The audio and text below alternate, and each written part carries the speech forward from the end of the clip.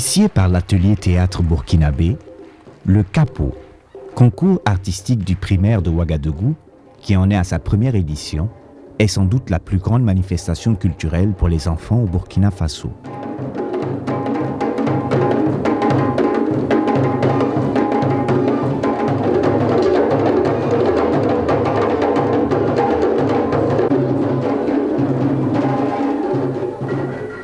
Plus de 60 établissements d'enseignement primaire ont été enregistrés dans 5 disciplines.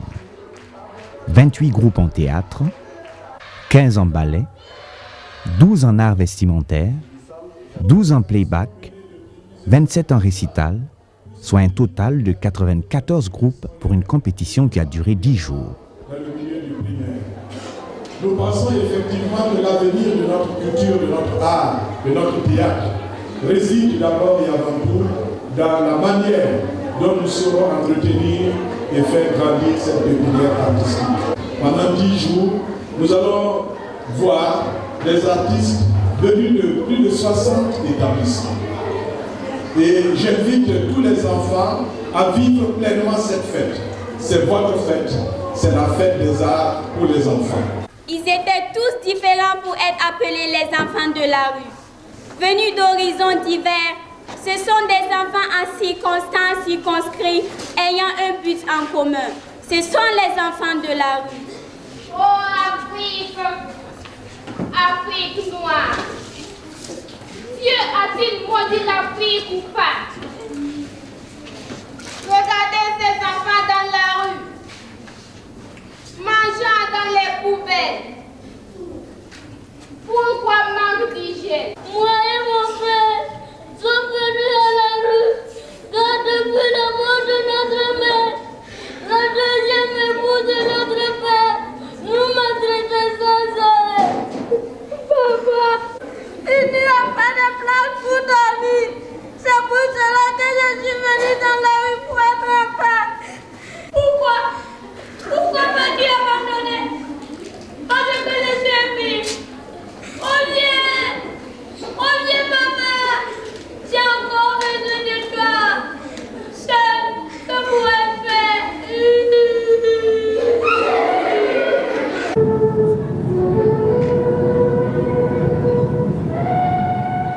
Le CAPO, c'est le concours artistique des primaires de Ouaga. Alors c'est une compétition qu'on a initiée ici au niveau de l'ATB pour réveiller un peu la fierté culturelle des tout-petits. Que déjà au bas âge, les enfants apprennent à s'exprimer et que ce ne soit pas purement une formation scolaire académique qu'ils reçoivent. Voilà, c'est un peu ça l'esprit du CAPO, promouvoir la culture, réveiller la fierté au niveau des tout-petits. Au niveau de la compétition, il y a plusieurs disciplines qui sont inscrites. C'est ainsi qu'il y a des compétitions au niveau du théâtre, mais aussi du ballet, de l'art vestimentaire, du playback et du récital. Voilà. Et comme vous l'avez dit tantôt, le CAPO se déroule en prélude à une autre manifestation, qui est le FITD, qui est déjà assez connu, je crois, pas mal au niveau du Burkina et de la sous-région, même au niveau international. Et c'est donc pour préparer, ça se tient un peu comme un mini-festival des enfants, en prélude à ce grand festival-là qui aura lieu du 18 au 28 février.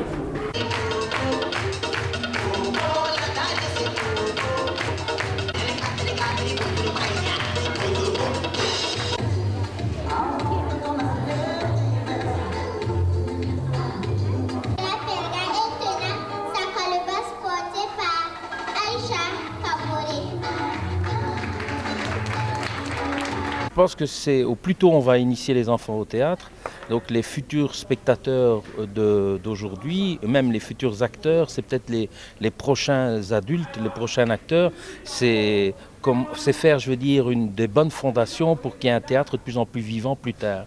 Au plus vite on va intéresser les gens à l'art théâtral, mais au plus vite ils auront envie de pratiquer ce théâtre. Et ça, je pense que c'est vraiment préparer l'avenir en tous les cas, ce genre d'initiative. L'ATB a entrepris cette action dans le cadre du soutien que la troupe entend apporter à la créativité dans le milieu scolaire, tant au niveau du primaire que du secondaire et du supérieur. Nous avons organisé depuis plusieurs années d'abord des spectacles pour enfants, pour permettre aux jeunes de découvrir du bon théâtre. Et notamment lors des festivals de théâtre, le FITD, eh bien tous les matins, ce sont les enfants qui sont à l'honneur. Nous avons également eu à organiser des ateliers de formation pour des enfants. Mais là, c'était des enfants de la rue que nous avons eu à encadrer pour que par le théâtre, ils puissent apprendre à se socialiser. Et nous avons tout dernièrement fait un atelier de formation pour les encadreurs des troupes du primaire.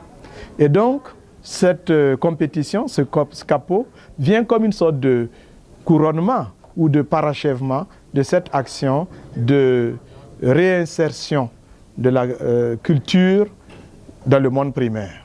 Le théâtre est une activité assez bien connue dans le monde de l'enseignement primaire. Le récital, c'est pratiquement une activité pédagogique. Par contre, le playback est quelque chose d'assez nouveau, mais qui intéresse beaucoup la jeunesse. L'art vestimentaire demande un peu plus de préparation, donc pour l'instant, il y a beaucoup moins qui se sont inscrits. Mais moi, je constate comme cela dans la salle que aussi bien le théâtre que le ballet, le récital, le playback, vraiment les enfants sont concentrés. Ils suivent avec beaucoup d'attention tout ce qui se dit et ils vibrent lorsque c'est très émouvant. Donc je pense que tout ce qui a été présenté, globalement en tout cas, a réussi à conquérir le cœur des enfants et des parents et des encadreurs.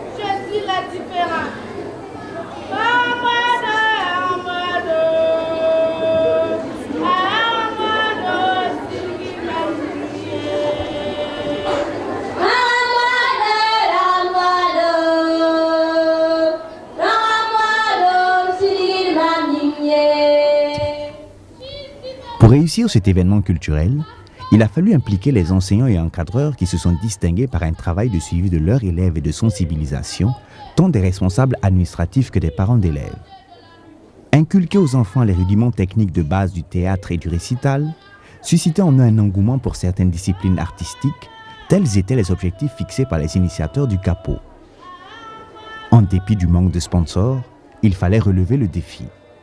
Nos enfants ont participé en ballet. Pour cette première édition du capot, nous pensons qu'elle est la bienvenue et ça permet aux enfants de s'exprimer auprès des autres.